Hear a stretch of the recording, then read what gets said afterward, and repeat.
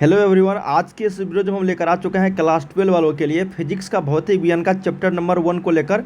यहाँ पे हम लोग चैप्टर नंबर 1 का जितने भी चैप्टर वाइज इंपॉर्टेंट क्वेश्चंस बनते हैं वो तो हम लोग करेंगे और जो भी प्रीवियस ईयर्स में पूछे जा चुके हैं चैप्टर नंबर 1 से वो सारे क्वेश्चन हम लोग करेंगे। अगर आप भी 12 के छात्र और आने वाले बोर्ड परीक्षा में शामिल होने वाले हैं तो ये चैनल आप सभी के लिए काफ़ी इंपॉर्टेंट होगा। वीडियो को लाइक करके चैनल को सब्सक्राइब कर लेना और शेयर भी जरूर कर देना, ठीक है।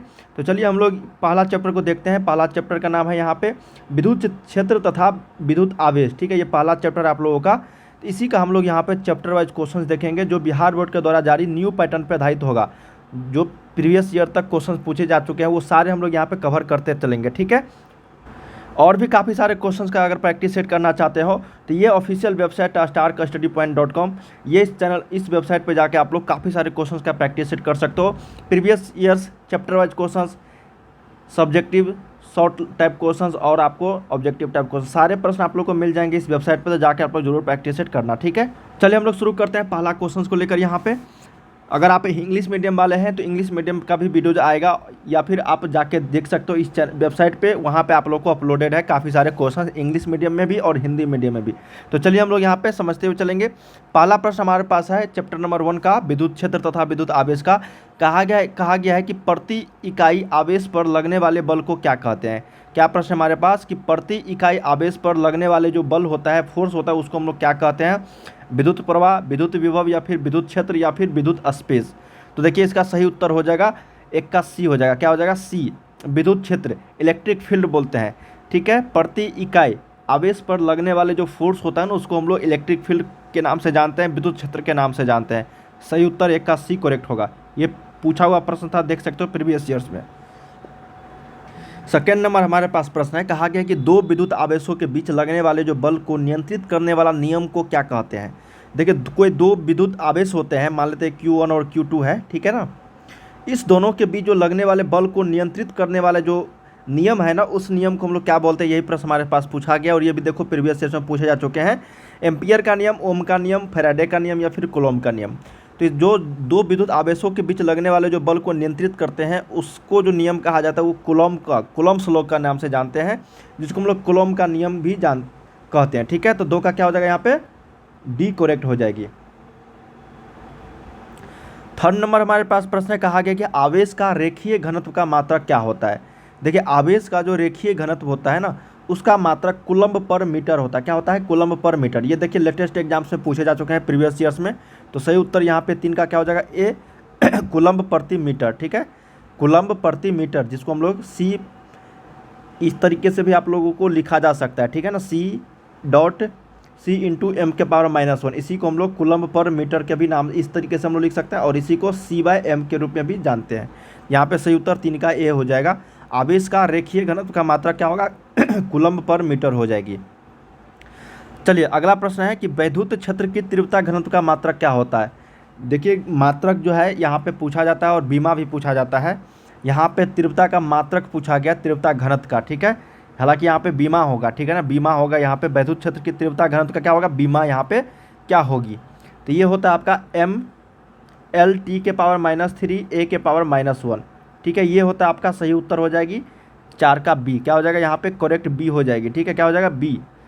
वैद्युत क्षेत्र की तीव्रता घनत्व का जो बीमा होगी डायमेंशन, वो क्या हो जाएगा? mL t के पावर -3 a के पावर -1, सही उत्तर हो जाएगी। चलिए अगला देखते हैं। 5th नंबर कहा गया कि धातु के आवेशित गोले के पृष्ठ से गोले के केंद्र की ओर जाने पर वैद्युत क्षेत्र का मान क्या होता है? घटता है, बढ़ता है, उतना ही रहता है, या फिर जितना पृष्ठ पर है, या फिर सभी जगह शून्य रहता है। बहुत ही इंपॉर्टेंट प्रश्न है ये, इसको स्टार लगा लेना। ये रिपीटेड प्रश्न है और लगातार पूछे जाता रहा है कि जब भी पूछा जाए कि धातु के किसी आवेशित गोले के पृष्ठ से जब गोले के केंद्र की ओर हम लोग जाएंगे ना, जब गोले के केंद्र की ओर जाएंगे तो यहाँ पे जो इलेक्ट्रिक फील्ड का जो मान होगा, इलेक्ट्रिक फील्ड का मान, विद्युत क्षेत्र का मान, वो हमें सभी जगह क्या होगा? क्या हो जाएगा? सर्वत्र सभी जगह क्या होगा? यहाँ पे शून्य होगा। क्या होगा? शून्य। इसको ध्यान में रखने की जरूरत है आप लोगों को, शून्य होता है सभी जगह। तो 5 का सही उत्तर आपको डी करेक्ट हो जाएगा। ये भी प्रीवियस ईयर्स में पूछे जा चुका था प्रश्न। अगला प्रश्न हमारे पास बच्चे 6 नंबर की 5 कूलम्ब के 2 बराबर तथा विपरीत आवेश परस्पर 5 सेंटीमीटर दूरी पर रखे गए हैं, तो इस निकाय का वैद्युत द्विध्रुव आघूर्ण जो होगा वो क्या होगा। देखिए इस तरीके के प्रश्न में पूछे जाते हैं न्यूमेरिकल टाइप क्वेश्चन, बहुत ही सिंपल होते हैं, बस फार्मूला आपको याद होनी चाहिए। देखिए आपको वैद्युत द्विध्रुव आघूर्ण जब पूछा जाएगा ना, तो ये आपको जो वस्तु पर दो बराबर जो वस्तु है ना, उस आवेश इंटू हो जाएगा जो दूरी, जितना दूरी पर रखा गया है, ठीक है ना।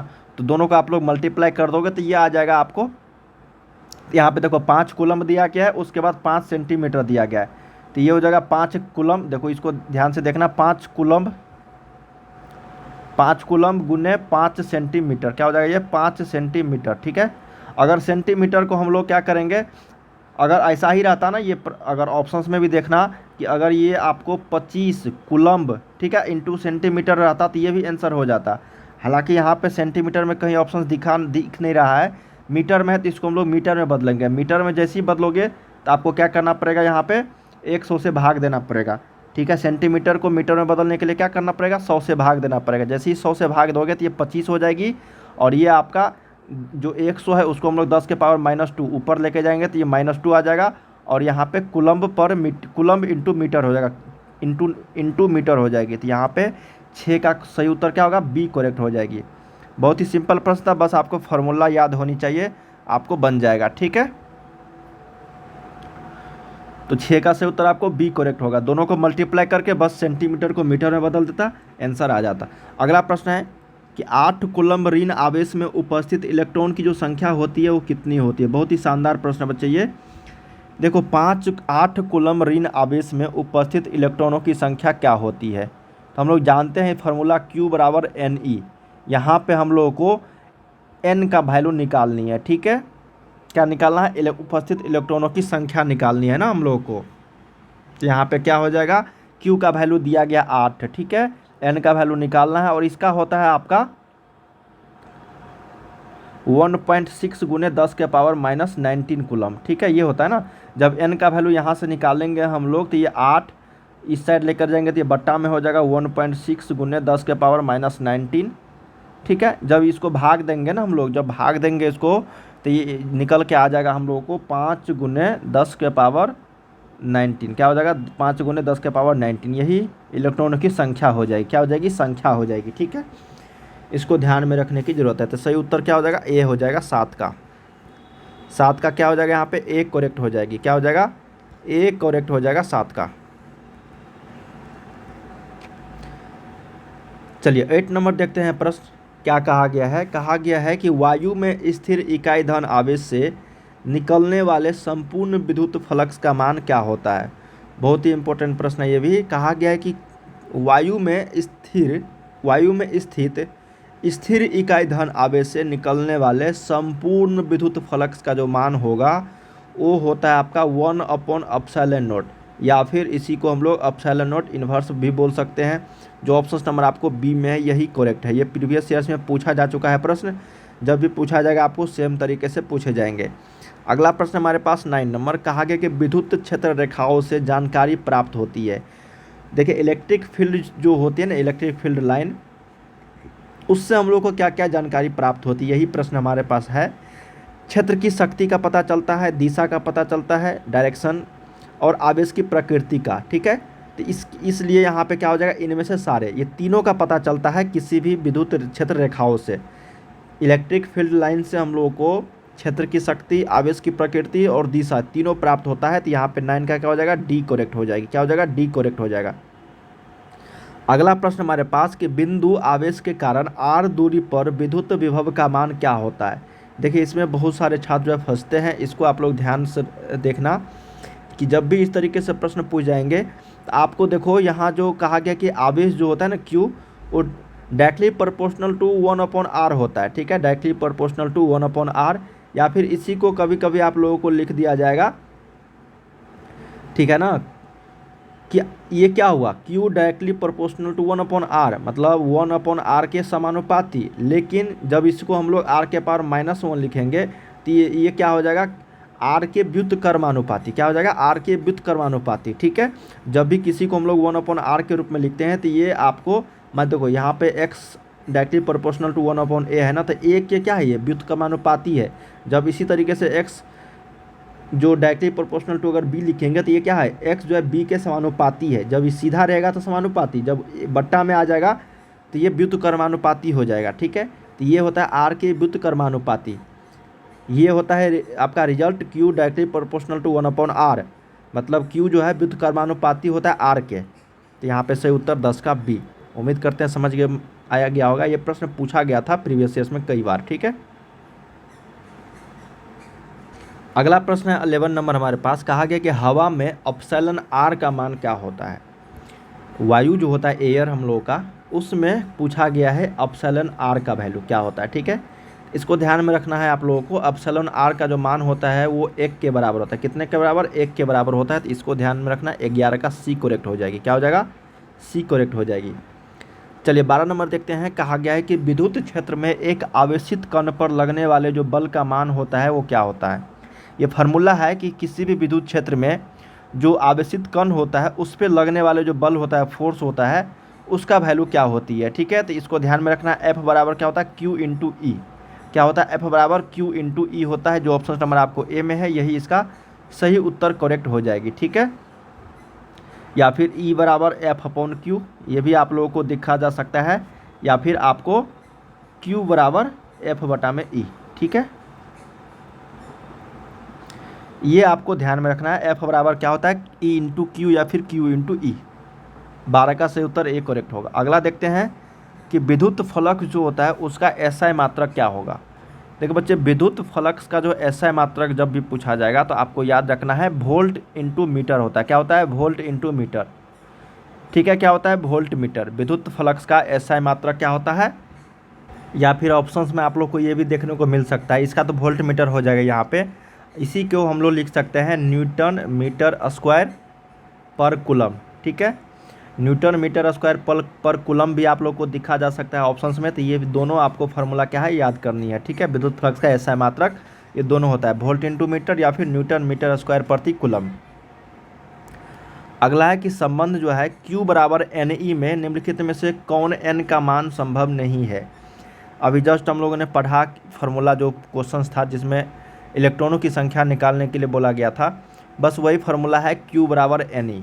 तो n का वैल्यू जो होगा यहाँ पे वो 4.2 जो है ये संभव नहीं है। बाकी 4, 8, 100 ये सारे संभव है, 4.2 संभव नहीं है। तो 14 का सही उत्तर क्या हो जाएगा, सी करेक्ट हो जाएगा। ये प्रीवियस ईयर्स में पूछा जा चुका था प्रश्न, इसको ध्यान में रखने की जरूरत है आप लोग को। ठीक है, चलिए अगला देखते हैं कि आवेश का पृष्ठ घनत्व बराबर क्या होता है। ये फार्मूला है, आवेश का पृष्ठ घनत्व बराबर होता क्या है। तो देखिए, आवेश का पृष्ठ घनत्व जो बराबर होता है ये आपका फार्मूला है कुल आवेश, total charge upon total volume, कुल आयतन। ठीक है, टोटल वॉल्यूम, ये फार्मूला होता है आवेश का पृष्ठ घनत्व का। तो ये वॉल्यूम नहीं होगा, यहाँ पे मैंने गलती बता दिया, टोटल एरिया। क्या हो जाएगा, टोटल एरिया। वॉल्यूम कहाँ से आ जाएगा इसमें। आवेश का पृष्ठ घनत्व जो बराबर होता है वो कुल आवेश बटा कुल क्षेत्रफल के बराबर होता है। ये ध्यान में रखना। 15 का बी करेक्ट होगा, वॉल्यूम नहीं होगा, क्षेत्रफल होगा। क्या होगा, क्षेत्रफल। तो 15 का सही उत्तर आपको बी के साथ चलेंगे हम लोग, कुल आवेश बटा में कुल क्षेत्रफल। अगला देखते हैं कि किसी माध्यम की आपेक्षिक परावैद्युतांक जो होता है एप्सिलॉन आर, वो क्या होता है। ये फार्मूला है और लगातार पूछा गया है ये प्रश्न। ये होता है एप्सिलॉन अपॉन, क्या होता है ये, एप्सिलॉन अपॉन एप्सिलॉन नोट। ठीक है, क्या होता है, एप्सिलॉन अपॉन एप्सिलॉन नोट। ये होता है आपेक्षिक परावैद्युतांक जो एप्सिलॉन आर के बराबर होती है। फार्मूला है, पूछा जाता है ये प्रश्न लगातार। 16 का सही उत्तर आपको ऑप्शन नंबर ए के साथ चलेंगे हम लोग। चलिए अगला देखते हैं 17 नंबर कि पानी का परावैद्युतांक, इस परावैद्युत स्थिरांक जो होता है वो कितना होता है। देखिए, पानी का कांच का हिसाब आप लोग को याद रखना होगा। तो पानी का जब भी पूछा जाएगा आप लोगों से तो ये 1 के बराबर होता है। क्या होता है, 1 के बराबर। तो सही उत्तर आपको 17 का सी करेक्ट हो जाएगी। ये भी प्रश्न प्रीवियस ईयर्स में पूछा जा चुका है, लगातार कई बार आप लोग को देखने को मिलेंगे। ठीक है, 18 नंबर देखते हैं कि 1/4 पाई एप्सिलॉन नोट का मान क्या होता है। 1/4 पाई एप्सिलॉन नोट का जो मान होता है ये कांस्टेंट वैल्यू होती है हमेशा। ये होता है 8.85, लेकिन 9 को लेके चलते हैं हम लोग कि 9 × 10⁻⁹ न्यूटन मीटर स्क्वायर प्रति कूलम्ब स्क्वायर, या फिर इसी को लिख सकते हैं हम लोग newton meter square coulomb inverse 2, ठीक है। 8.85 गुने 10 के पावर 9, इसी को हम लोग 9 के बराबर भी लिखते हैं। ऑप्शन नंबर आपको एक करेक्ट होगा जाएगा, ठीक है। यहाँ पे क्या हो जाएगा, यहाँ पे 18 का एक करेक्ट हो जाएगा। चलिए 19 नंबर देखते हैं। प्रश्न हमारे पास है कि निम्नलिखित में से कौन संबंध सही है। अभी जस्ट हम लोगों ने पढ़ा था ये फार्मूला, रिलेशन पूछा गया, ये फार्मूला संबंध सही है का मतलब क्या है, फार्मूला है 4 ऑप्शन। अभी जस्ट हम लोगों ने पढ़ा था F बराबर E इंटू क्यू, क्या होता है Q इंटू ई या फिर E इंटू क्यू। इसी को हम लोग अगर E, देखो हर जगह E दिया है ना, E दिया है हर जगह, तो हम लोग क्या करेंगे E को रख लेंगे बाहर और ये F Q को इस साइड लेकर आएंगे, तो F बटा क्या हो जाएगा Q। तो अब देखो F बटा में Q किस ऑप्शन में है, तो F बटा Q ऑप्शन नंबर आपको ए में ही दिख रहा है, यही इसका सही उत्तर हो जाएगा। देखो ये फार्मूला है, मैंने आपको तीनों बता दिया था। यहाँ से आप लोगों को Q का वैल्यू भी पूछा जा सकता है जो F बटा E के बराबर होगा, ठीक है। चलिए अगला प्रश्न देखते हैं कि आवेश का जो बीमा होता है वो क्या होता है। तो आवेश का जो बीमा होता है, ये प्रश्न हम लोगों से कई बार देखने को मिलेंगे एग्जाम्स में, वो होता है AT। क्या होता है AT, आवेश का बीमा क्या होता है AT, आवेश चार्ज, ठीक है।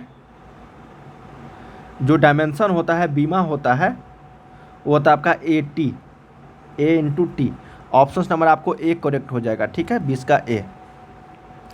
तो हम लोगों ने यहाँ पे 1 से लेके 20 तक को प्रश्न देखे हैं जो आप लोगों के एग्जाम्स में लगातार प्रश्न पूछा जा चुका है। और इससे अगले वीडियोज में हम लोग इसका सेकेंड पार्ट भी आएगा, देखना मत भूलना। काफ़ी सारे इंपॉर्टेंट क्वेश्चंस उस पार्ट में भी देखने को मिलेंगे आप लोगों को। लगातार इस चैनल की ओर से आप लोगों को काफ़ी सारे क्वेश्चंस का प्रैक्टिस सेट करवाई जा रही है। चैनल को सब्सक्राइब कर लेना सारे, और वीडियो को हर जगह शेयर ज़रूर कर देना। चलिए मिलते हैं हम लोग अगले वीडियो में, तब तक के लिए आप लोग पढ़ाई करते रहिए। बाय बाय सभी को, ठीक है। अगर किसी भी तरह का डाउट आती है तो मुझे ज़रूर कमेंट्स करके बताना। और ये ऑफिशियल वेबसाइट है StarkStudyPoint का .com, गूगल पे लिखना, जाके आप लोग प्रैक्टिस सेट करना, ठीक है। काफ़ी सारे क्वेश्चंस यहाँ पे देखने को मिलेंगे।